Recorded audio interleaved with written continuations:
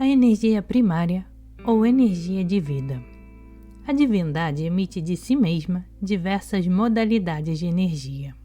Quiçá, haja centenas dessas modalidades completamente desconhecidas para nós, mas tem-se observado algumas que se manifestam apropriadamente em cada um dos níveis alcançados pelo observador, conquanto por ora só as consideraremos tal como se manifestam no mundo físico.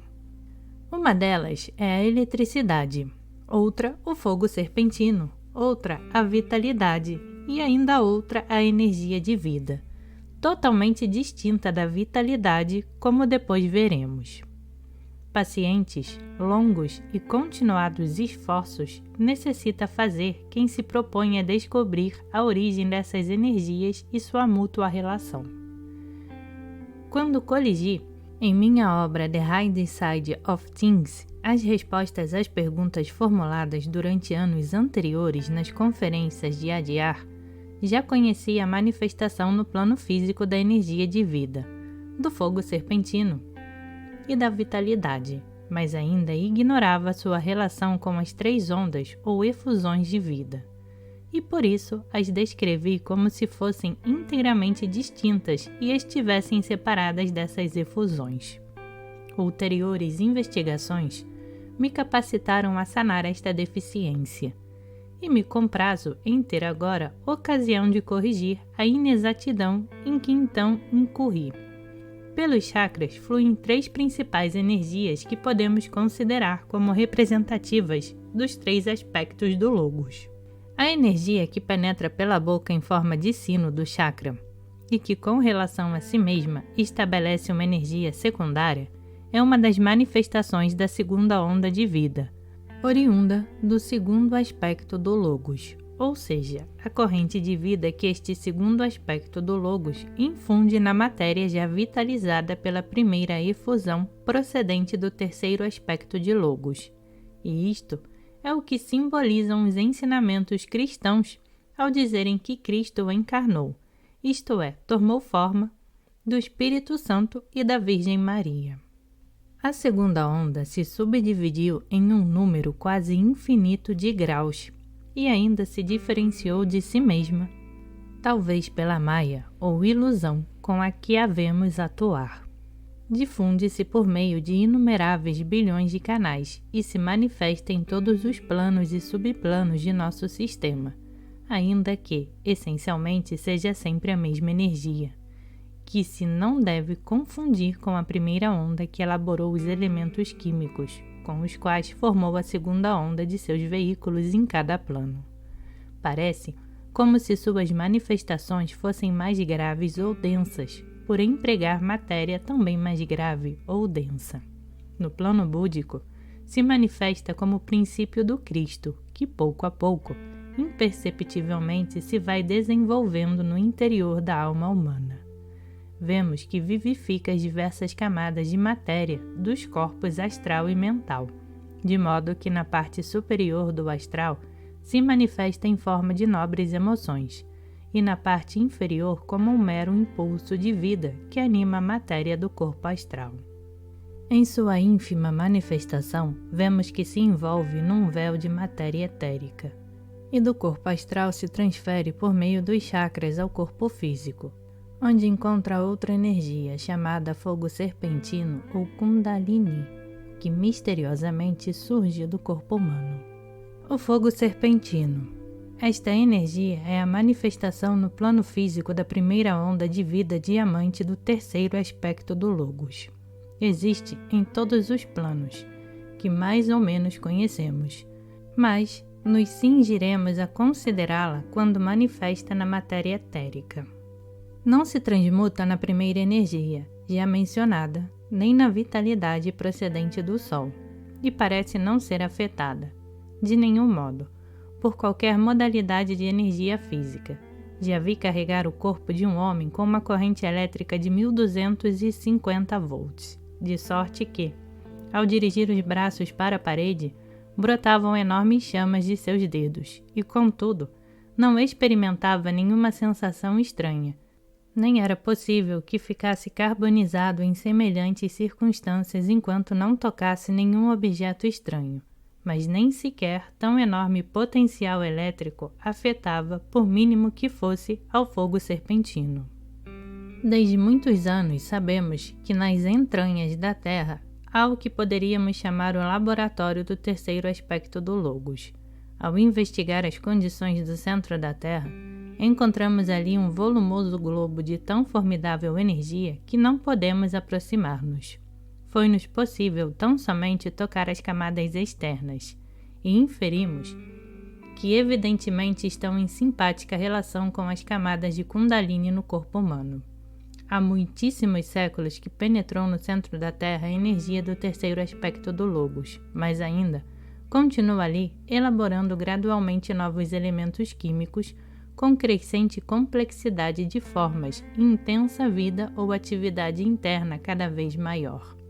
Os estudantes de química conhecem a tabela periódica composta pelo químico russo Mendeleev no último terço do século passado, no qual os elementos químicos conhecidos estão dispostos em ordem de seus pesos atômicos, começando pelo mais leve, o hidrogênio, cujo peso atômico é 1, e terminando pelo urânio, cujo peso atômico é 238,5, sendo o mais pesado dos elementos conhecidos.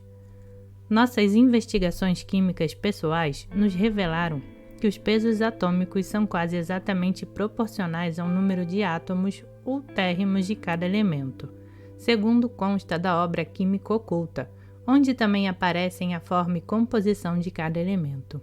Na maior parte dos casos em que examinamos os elementos com vista etérica, as suas formas denotavam, como também denota a tabela periódica, que se haviam desenvolvido em ordem cíclica, em espiral ascendente, e não em linha reta. Foi-nos dito que o hidrogênio, oxigênio e nitrogênio, que constituem aproximadamente a metade da crosta terrestre e quase toda a atmosfera, pertencem também a outro sistema solar maior que o nosso. Mas sabemos que os demais elementos químicos têm sido elaborados pelo Logos de nosso sistema, que está prolongando a espiral mais além do urânio em inimagináveis condições de pressão e temperatura. Gradualmente, segundo o Logos vá formando novos elementos químicos, os impele para a superfície da Terra.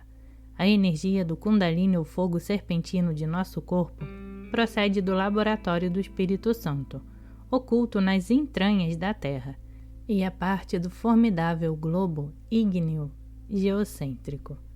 Esta energia contrasta profundamente com a vitalidade oriunda do Sol, que logo explicaremos e pertence ao ar, à luz e aos vastos espaços livres, enquanto que o fogo serpentino é muito mais material, como o do ferro enrubescido ou do metal incandescente.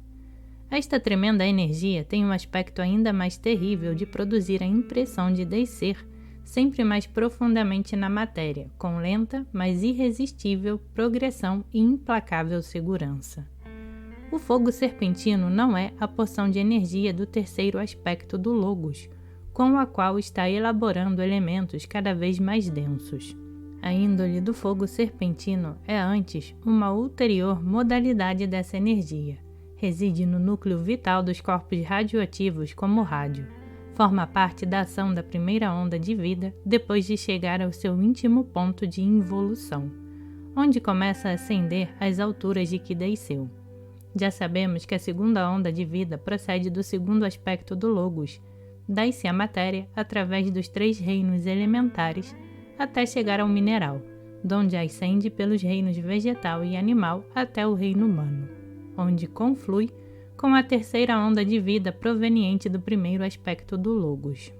Assim o representa a figura 3, em que a segunda onda desce pela esquerda, alcança seu ínfimo ponto no fundo do diagrama e ascende pela direita até confluir no plano mental com a terceira onda de vida, que, procedente do primeiro aspecto do Logos, desce ao seu encontro pela direita. Quanto à primeira onda de vida oriunda do terceiro aspecto do Logos e representada pela linha vertical no diagrama, temos de imaginar que, Chegada ao seu ínfimo ponto no reino mineral, ascende pelo mesmo caminho por onde desceu. Pois bem, Kundalini, ou fogo serpentino, é esta primeira onda de vida em seu caminho ascendente, e atua nos corpos dos seres evolucionantes, em íntimo contato com a primeira energia já mencionada, de sorte que ambas conduzem mancomunadamente o animal ao ponto onde há de receber a efusão do primeiro aspecto do Logos e converter-se em ego, em homem, em cujos veículos continua atuando. Assim, absorvemos a potente energia de Deus tanto por baixo da terra como por cima do céu. Somos filhos da terra e também do sol. A energia que da terra sobe e que ao sol desce confluem em nós e cooperam mancomunadamente para a nossa evolução. Não podemos possuir uma energia sem a outra, e há muito risco no excessivo predomínio de uma delas. Daqui, o perigo de avivar as camadas inferiores do fogo serpentino antes de purificar e refinar a conduta.